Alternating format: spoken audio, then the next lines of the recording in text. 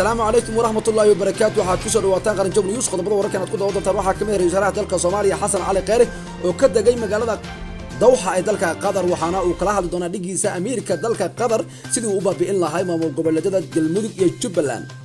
qodobada qaran joog aad ku daawataan waxaa kamid ah Yuusuf Ismaan Cabdulle Shaacir oo kamid ah buwanada Soomaaliland ayaa waxa uu haatan badalilay xuska ay qabatay xarunta dhaqanka Hargeysa kaasoo dabcan loogu magac daray xuska caalamiga ah ee fayadhowrka caadada taasoo abwaanka ku tilmaamay inay gaf u tahay Soomaalida dhaqankeeda. ururka Al-Shabaab ayaa sheegtay mas'uuliyadda weerar lagu dilay sarkaal ka tirsan qaramada midoobay kaas oo lagu dilay magaalada Gaalkacyo gobolka Mudug. madaxweynaha dowladda federaalka Soomaaliya Maxamed Cabdullaahi Farmaajo ayaa wafdi hogaaminayo maanta gaaray magaalada Addis Ababa dalka Itoobiya. maamulada Soomaaliland iyo Puntland oo isdhaafsanaya maxaabiista kala qaybsadeen dagaaladii kala dhacay Sool iyo Sanaag iyo Cayn. qodobada caalamka wararka ugu waaweyn waxaa kamid ah hogaamiyaasha 57 dal oo xubno ka ah ururka iskaashiga Islaamka oo cambaareeyay go'aankii muranka dhaliye ee dowladda Mareykanka magaalada Qudus ay ku aqoonsatay caasimadda Israa'iil. halkaad ka daawanaysaa waa qaran joog news qodobadaasi qodobo kale ayaan kugu haynaa amuuraha Soomaaliya warkii oo faahfaahsan.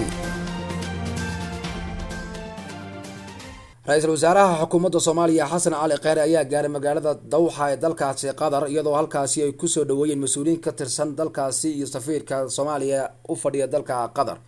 ra'iisul wasaaraha dalka Soomaaliya ayaa magaalada Dawxa kula kulmay ra'iisul wasaar ku-xigeenkaasi dalkaasi Qatar waxayna ka wada hadli doonaan xoojinta xiriirka labada dowladood ee dabcan dardargelinta mashaariicda Qatar ay ka fulinayso Soomaaliya sida lagu sheegay war ka soo baxay xafiiska ra'iisul wasaaraha. dowladda Qatar ayaa hirgelin doonto mashaariic dhowr ah oo horey u ballan qaaday in ay ka fuliso Soomaaliya waxaana Qatar ay kaalmo toos iyo mid dadbanba siin jirtay dowladda Soomaaliya kadib xiisadihii qaliijkaasi Soomaaliya u janjeertay dalkaasi yar ee gudoomiyeen Sacuudiga iyo dalalka Imaaraadka. balse wararka qaar ayaa waxay sheegayaan in ra'iisul wasaaraha uu dalka Qatar u tagay inuu awood dhaqaale ka raadiyo sidii uu wiqi lahay maamulada Galmudug iyo dabcan Jubbaland. abaan Ismaan Cabdulle Shaacir oo kamid ah abwaanada Soomaaliland ayaa waxa uu haatan badalay xuska ay ku qabatay xarunta dhaqanka ee Hargeysa kaasoo haatan lagu magac daray maalinta caalamiga ah ee fayadhowrka caadada. Yuusuf Shaacir ayaa maanta warbaahinta uu kala hadlayay gudaha magaalada Hargeysa waxa uu sheegay in xarunta dhaqankaasi Hargeysa ay ku gaftay dhaqanka Soomaalida isagoona haatan ka dhawaajiyay in dacwad ka dhan ah oo u gudbi doono xaruntaasi. abwaan Shaacir ayaa sidoo kale waxa uu madaxweyne Muuse Biixi Cabdi ka codsaday kuna baaqay in arintaasi uu talaabo ka qaado adag isagoona sheegay in ay tahay arin wax u dhimayso diinta iyo waxa uu yiri dhaqanka. abwaanka ayaa hadaladiisa waxa kamid ahaa kulanku waxa loogu magac daray maalinta caalamiga ah ee fayadhowrka caadada. haweenka arinkaasi waxa uu ahaa arin ku cusub dadka dhaqanka iyo diintaba. facebookoodii marka aad gasho waxa ku qoran aynu jabino daryeelka la'aanta caadada dumarka. caadadu waxay ognahay waxa uu yiri caafimaadka dumarka la xiriirto ee diinteena si wanaagsan uga hadashay asturnaanta laakiinse in xaflad laga sameeyo ayuu yiri abwaanka. waxaana uu intaasi ku daray abwaanka meelo badan ayaa dacwada u gudbinay waxaana kamid ah wasaaradda warfaafinta, wasaaradda diinta iyo qoofta, labada gole ee baarlamaanka, gudoomiyaha anshaxa, waxaana kaloo u gudbinay cidii qusaysa, waxa kaloo u gudbinay guddiga wanaag fadhiista madaxweynaha dalka Soomaaliland gaar ahaan madaxweyne Muuse Cabdi Biixi ayaa fariin baan ugu dirayaa waxaana uu ku dhaartay inuu ilaaliyo diinta dalka iyo dadkaba marka aan in uu arintani talaabo ka qaado ayaa fariintani ugu dirayaa madaxweyne Muuse Biixi Cabdi ayuu yiri abwaan Shaacir. madaxweynaha dowladda federaalka Soomaaliya mudane Maxamed Cabdullaahi Farmaajo ayaa wafdi hogaaminayo maanta gaaray magaalada Addis Ababa dalka Itoobiya. wafdigan madaxweynaha oo garoonka diyaaradaha Addis Ababa ku qaabilay wasaaraha dalka Itoobiya Abiy Ahmed Cali. madaxweyne Farmaajo ayaa sidoo kale intuu ku sugnaa xafiiska ra'iisul wasaaraha Itoobiya waxa uu ka qayb galay dhir lagu beerayo gudaha dhismaha xafiiska ra'iisul wasaaraha. warar kooban ee lagu daabacay bogga Twitter-ka ee ra'iisul wasaaraha dalka Itoobiya ayaa lagu sheegay in labada dhinac ay ka wada hadleen xiriirka labada iskaashi iyo dhaqaale iyo qodobo kale. wararka kale ee kulankaasi ayaa waxa ay sheegayaan in ra'iisul wasaaraha dalka Itoobiya waxa kaloo kulankaasi loogu soo qaaday sidii labada dal iskaga kaashan lahaayeen xasiloonida ammaanka iyo wada shaqeynta gobolka. ra'iisul wasaaraha Itoobiya ayaa dhawaanba sheegay inuu haatan dhexdhexaadinayo dowladaha Kenya iyo Soomaaliya oo hadalka u dhaxeeyo dagaal diblomaasiyadeed salkana ku hayo muranka badda Soomaaliya. ra'iisul wasaaraha Itoobiya Ahmed Abiy oo wareysi siinayo laanta af Soomaaliga VOA afka Amxaariga waxa uu ku sheegay in uu xal u raadinayo khilaafka Soomaaliya iyo Kenya isla markaana uu kula kaashanayo dalalka Eritrea iyo Koonfurta Suudaan. Madaxweyne Farmaajo ayaa u muuqda in mar kale uu dhaxda u galayo qorshaha ra'iisul wasaaraha dalka Itoobiya Abiy Ahmed Cali, iyadoona la xasuusto in bishii February ay wadajir ugu safreen magaalada Nairobi xilligaas oo haatanba Abiy Ahmed uu dhexdhexaad ka ahaa madaxweyne Farmaajo iyo Uhuru Kenyatta kadib khilaafkii diblomaasiyadeed ee sababay in safiirada labada dal ay dib uga laabtaan. Sanadkan gudihiisa madaxweyne Farmaajo ayaa Addis Ababa u safray saddex jeer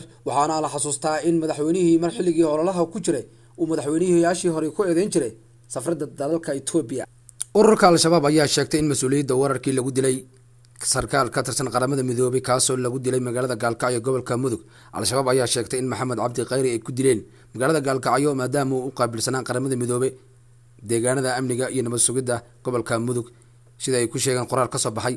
Qoraalkan ayaa lagu sheegay Maxamed Khayri in mas'uul ka ahaa ammaanka dhammaanba shaqaalaha qaramada midoobay, waxaana ay sheegeen in deegaanadaasi gobolka Mudug waxaana dilkiisa ka dambeeyay xubno ka tirsan Al-Shabaab. Mujaahidiinta ayaa Gaalkacyo ku dilay madaxii amniga ee nabadgelyada hay'adaha qaramada midoobay ee gobolka Mudug ayaa lagu yiri wararka ka soo baxay ururka Al-Shabaab. Al-Shabaab ayaa inta badan sheegata dilalka qorsheysan iyo kuwa dabcan tooska ah, waxaana ay inta badan koonfurta iyo bartamaha Soomaaliya waxa ay dagaal adag ay kula jiraan dowladda Soomaaliya iyo ciidamada AMISOM. Ciidamada ammaanka ayaa wali ku raad jooga dadkii ka dambeeyay dilkii ka dhacay magaalada Gaalkacyo ee loo geystay Maxamed Khayri, iyadoona aanan weli jirin cid ilaa ay hadda loo soo qabtay wararkaasi iyo dilkaasi lagula kacay sarkaalkan ka tirsan qaramada midoobay. Somaliland iyo Puntland ayaa maxaabiis isdhaafsanayaan iyadoo haatanba dhowaan madaxweynaha Somaliland uu u fidiyay cafis maxaabiista Puntland oo looga qabtay dagaaladii ka dhacay deegaanada Turk, iyadoo haatanba la shaaciyay waqtiyada rasmiga ah ee labada dhinac hadba isdhaafsanaya maxaabiistaasi. Maalinta berri ah oo ay ku beegan tahay maalin Isniinta ah ayaa la sheegay in haatanba labada dhinac ay isdhaafsanayaan ku dhawaad 20 maxaabiis oo haatanba ay ku kala qabsadeen dagaaladii haatan ka dhacay deegaanada Turk. Puntland ayaa dhankeedii sheegtay in haatanba ay qabatay ku dhawaad 15 maxaabuus kuwaas badankoodii laga sii daayay markii ay noqdeen kuwa deegaan ahaanba kasoo jeeda deegaanada Sool iyo Sanaag.